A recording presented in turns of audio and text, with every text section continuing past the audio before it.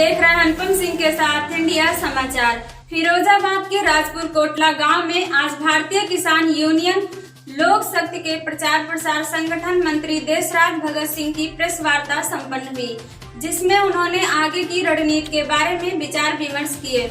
उन्होंने कहा केंद्र सरकार की तानाशाही जो किसानों पर चल रही है वह कतई संगठन नहीं होगी। हमारा संगठन सड़कों पर उतरकर संघर्ष करेगा। आज का दिन ही उनके लिए है। कल से संगठन हमारा सड़कों पर उतरेगा। हमारा संगठन जगह जगह विस्तार है।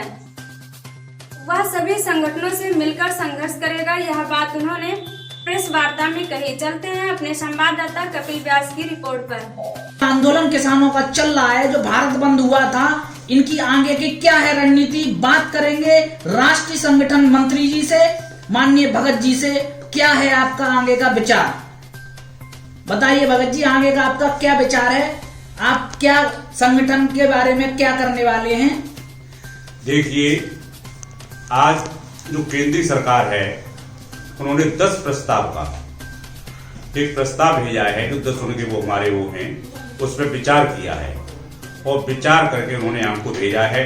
और हमारे माननीय राष्ट्रीय अध्यक्ष मास्टर शिवराज सिंह जी जो हैं वो उस पर सारे बैठ करके विचार करेंगे और जो भी निर्णय होगा उससे हम सारे लोग सहमत होंगे। आपका संगठन कब से बना है और कितने सदस्य इसमें जुड़ चुके हैं, और आपका क्यों इस संगठन से ही तालमेल बैठा?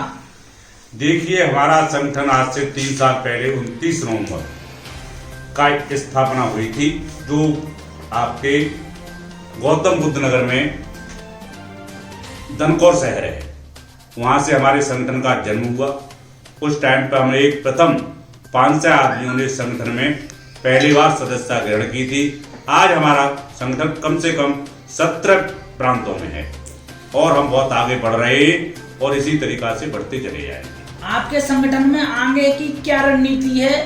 सरकार के खिलाफ क्या करने वाले हैं आपके संगठन के राष्ट्रीय अध्यक्ष, आपके पदाधिकारी? देखिए, हमारे राष्ट्रीय अध्यक्ष जी का मेन विचार है, जो संगठन ने और जो अपना आपस में सोचा है, जो किसान हित में जो बातें हैं, जो अध्यादेश में जिसमें उन्होंने गलतियां की हैं उसमें संशोधन होना चाहिए।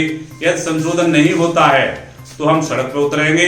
और जो हमारा इस समय प्रदर्शन दिल्ली में दलित पीड़ित स्तर नोएडा में चल रहा है, हम उसमें और भयंकर रूप से और आंदोलन को आगे बढ़ाएंगे और हो सकता है हम भूख हड़ताल करें और जरूरत पड़ेगी तो आत्मदाह भी करेंगे। सरकार, आप क्या सरकार के बारे में क्या विचार है? कार्य अच्छा कर रही है सरकार? किसानों के हित में कर रही है, विपरीत कर रही है? आपका संगठन सरकार के विपरीत क्यों चल रहा है? देखिए, कोई भी सरकार बने, या बीजेपी की हो, या सपा की हो, या बसपा की हो, या कांग्रेस की हो, सारी ही सरकारें हमारे विरुद्ध हैं किसानों की। अभी अभी कल हमारा आंदोलन हुआ था, भारत बंद आंदोलन, किसानों ने उसे घोषित किया था।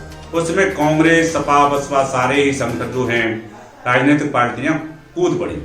जैसा अभी पंजाब में कांग्रेस की सरकार है और वहां से जितने भी हमारे किसान नेता थे आंदोलन के लिए चले, तो उन्होंने अपने अपने ही बॉर्डर पे गोली चलाई, बौछारें की, आंसू गैस के गोले छोड़े। पर लेकिन यहाँ पर जब हम आंदोलन भारत बंद का कर रहे हैं तो सबसे पहले वहां पर कांग्रेस के आ गई। तो वहां पर तुम्हारी सरकार जब कांग्रेस की थी तो हमारे किसानों को तुमने क्यों रोका? अब आगे की रणनीति किसानों को लेकर क्या चल रही है आपके संगठन की? यदि हमारी मांग नहीं मानी गई तो हम अपने आंदोलन को और भी उग्र बनाएंगे और पूरी ताकत के साथ और पूरी हिम्मत से आगे आंदोलन को बढ़ाते इस लड़ाई को और लड़ेंगे। आपका संगठन जो है वो और क्या, इसके अलावा और क्या मदद करता है लोगों की? देखिए, जो भी गरीब है, कहीं बेचारा है, किसी की जमीन दबी हुई है और कोई चीज है या कोई उसे परेशान कर रहा है, तो हम उसकी मदद करते हैं, उसकी आवाज उठाते हैं और नीचे से लेकर के ऊपर तक उठाते रहते हैं, जिससे किसी को कोई परेशानी नहीं हो। आपके संगठन में जुड़ने का मेन उद्देश्य क्या है? देखिए, मैं समाजवादी पार्टी में पहले था, पर लेकिन मैंने देखा किसानों की आवाज को सुनने वाला कोई नहीं है। तो मैंने देखा कि सबसे ईमानदार संगठन कौन है। अभी हमारे यहाँ कई संगठन हैं, जैसे टिकट बाबा महेंद्र सिंह का भारतीय किसान यूनियन है, इधर किसान यूनियन भानु भी है और भी कई संगठन हैं। तो हमने देखा कि हमारा भारतीय किसान लोक शक्ति बहुत ईमानदार संगठन है, क्योंकि उसके जो राष्ट्रीय अध्यक्ष हैं हमारे मास्टर शिवराज सिंह जी हैं, और वे बहुत पढ़े लिखे और अच्छे व्यक्ति हैं और धार्मिक प्रकृति के व्यक्ति हैं। वो किसी से अशब्द नहीं बोलते हैं, अच्छा सुझाव देते हैं, अच्छी बात करते हैं। हमने देखा, उससे हम प्रभावित हुए, उनके वचनों को सुना, हम उनसे प्रभावित हुए और उसमें हम शामिल हो गए। कितने प्रदेशों में आपका संगठन विस्तार हो चुका है? इस समय हमारे 17 प्रांतों में है, और मैंने खुद एटा, आगरा, अलीगढ़, मथुरा, हाथरस, फिरोजाबाद, मैनपुरी, इतने जिलों में तो मैंने ही अभी शामिल होने के बाद इस संगठन को पुनर्जीवित किया है, और जितने किसान हैं उन सबको मैंने जोड़ा है। आपका संगठन अगर किसान जैसे मृत्यु दुर्घटना हो जाती है उसकी, तो आपका किसान संगठन उसको क्या मदद करवाता है?